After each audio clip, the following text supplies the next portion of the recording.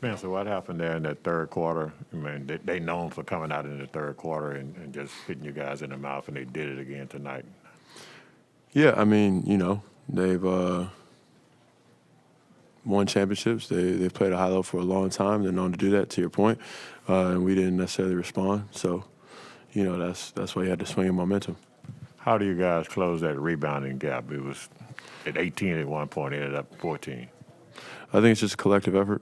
A lot of times we play small, so that means we all got to come in there together. Myself, I probably had a couple, could have got in there with the guys, and then, Bull, JB, Dorian, we all got to go in there and crash the collective.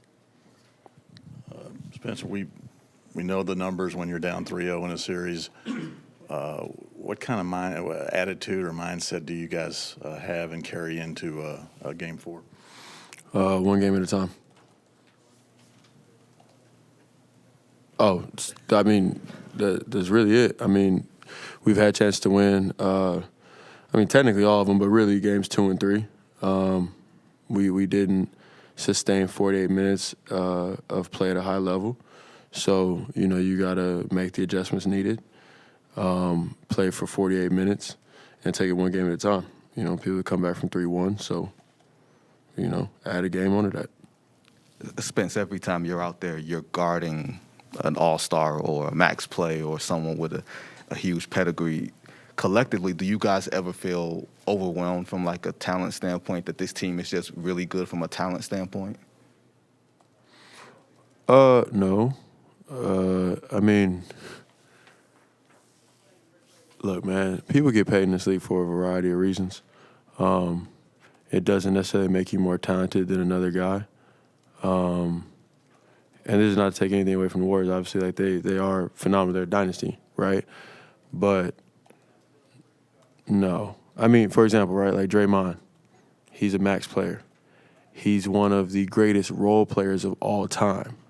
But he's not a traditional standalone max guy, right? You're not going to put him on the floor and be like, hey, go get 30, right? So, they've got a great team makeup, great chemistry. They're essentially a dynasty, but no, you don't walk on the floor and be like, damn, they're just so much more talented than us.